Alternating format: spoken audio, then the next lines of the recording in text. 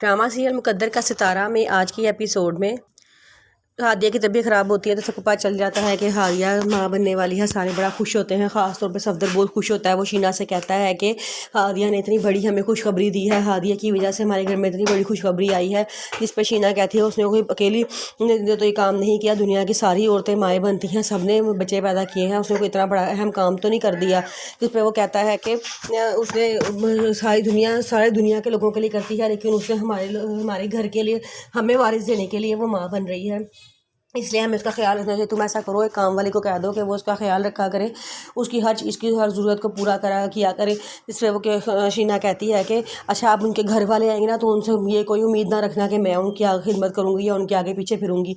तो इस पर सदवा कहता है कि तुम्हारे कितने गलत ख्याल आते हैं उन लोगों के बारे में, तुम हमेशा नेगेटिव ही सोचती हो, वो इतने अच्छे दिल के साफ़ सुथरे लोग हैं। तुमने हादिया के बारे में भी तुम्हारा एक गलत ख्याल था, आप देखो कितना उसने हमारे सफदर को, हमारे फैज़ान को बदल कर रख दिया है।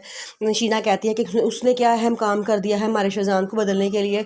तो फिर सफदर कहता है कि तुम्हें देखा नहीं कि हाथ शादी के बाद कितना रिस्पॉन्सिबल हो गया है, जॉब पे जाना शुरू हो गया है, बल्कि अब तो पढ़ाई भी शुरू कर दी है, हर काम में बड़ी इंटरेस्ट ले रहा है। जिस पे वो कहती है कि ये कौन सी बात है, हर आदमी शादी के बाद जो है वो रिस्पॉन्सिबल हो ही जाता है, इसमें कौन सी इतनी बड़ी बात है। फैज़ान का सफदर कहता है कि फ़िलहाल जो मैंने तुम्हें बात कही ना तुम वो पूरा करो। मैंने तुम्हें कहा है कि तुम जाके उनके घर में मिठाई के टोकरे भिजवाओ, हादिया के घर में तो तुम भिजवाओ।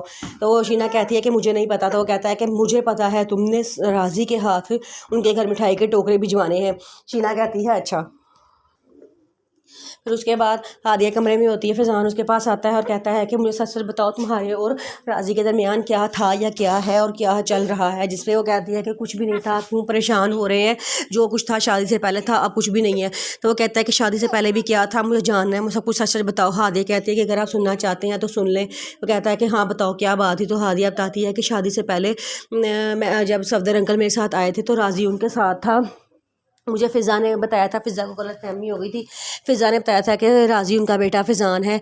मैं समझ रही थी कि राज़ी असल में फ़ैज़ान है, और जब हमने दोनों ने एक दूसरे को पहली नज़र में पसंद कर लिया था। हमारी सिर्फ फ़ोन पे बात होती थी, वो भी कभी कभी होती थी, ज़्यादातर बात नहीं हुई हमारी, और इसलिए हमें सही तरह पता ही नहीं चल सका कि जो है ना वो सफदर वो राज़ी है, फ़ैज़ान नहीं है।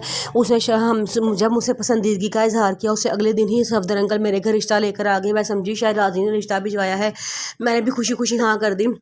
मेहंदी की रात जब मैंने तुम्हें पहली दफ़ा देखा कि तुम फैज़ान हो तो मैंने बड़ा इनकार किया, लेकिन मेरे घर वालों ने नहीं माना। उन्होंने कहा कि अब कुछ भी नहीं हो सकता, तुमने इसके साथ शादी करनी है, और फिर मुझे मजबूरन आपके साथ शादी करनी पड़ी। लेकिन आप मेरा यकीन करें कि शादी के बाद मैंने कभी राज़ी के बारे में सोचा तक नहीं है, मैंने कभी उसकी तरफ देखा भी नहीं है। आप मेरी बात का यकीन करें। फैज़ान उसकी बात का यकीन नहीं करता और गुस्से में वहाँ से चला जाता है। फिर मिशावरी अम्मा से कहती है कि मामा जब से हादिया भाभी वापस आई हैं मुझे लगता है वो इस खुशखबरी से खुश नहीं है। तो उसकी मामा कहती है कि कैसी बातें कर रही है, फैज़ान तो बड़ा खुश है, उसका बड़ा ख्याल रख रहा है। तो वो कहती है कि हाँ फैज़ान भाई खुश लग रहे हैं, लेकिन मुझे हादिया भाभी खुश नहीं लग रही, मुझे लगता है कि इस्लामाबाद में इनके दरमियान कोई बहुत बड़ी बात हुई है। उस पर उसकी मम्मा कहती हैं कि ऐसी बात नहीं है, तुम क्यों गलत सोच रही हो, ऐसा मत सोचो, वो वैसे ही परेशान होगी, इसमें तबीयत भी थोड़ी सी ख़राब हो जाती है, क्या पता वो तबीयत ख़राबी की वजह से परेशान हो। लेकिन इमशा कहती है कि नहीं मामा ऐसी बात नहीं लगती, मुझे हादिया भाभी वाकई ही खुश नहीं लग रही, जिस तरह इस लड़की को होना चाहिए ना खुश, वो ऐसी खुश नहीं है, परेशान परेशान सी रहती हैं। शिवा कहती है चलो छोड़ो इन बातों को, तुम जाके खाना पकाओ, किचन में खाना खुना देखो, राज़ी भी आने वाला होगा। तो वो कहती है कि अच्छा मुझे ये बात है राज़ी उन दोनों के साथ क्यों नहीं आया। सीमा कहती है मुझे क्या पता, जब वो आएगा तो हम पूछ लेंगे।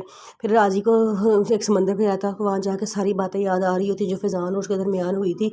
वो बड़ा परेशान होता है। तो उसकी मम्मा उसे फ़ोन करती हैं, कहती हैं कि राज़ी तुम अभी तक घर वापस क्यों नहीं आए, तुम्हारे मामू बार बार मुझसे पूछ चुके हैं। वो कहता है कि मामा मैं आ जाऊँगा घर, परेशानी वाली कौन सी बात है। यहाँ कहते हैं कि परेशानी वाली बात है ना, तुम अभी तक पहुँचे नहीं, तुम्हारे मामू मुझसे बार बार पूछ रहे हैं कि राज़ी किधर रह गया है, घर क्यों नहीं पहुँचा। कहता है क्या परेशान हो, मैं घर आ जाऊँगा। क्या कि फ़ोन बंद करते उसके वहाँ कहती हैं ले इसके तो मूड का नहीं पता चलता, कभी कुछ हो जाता है कभी कुछ हो जाता है।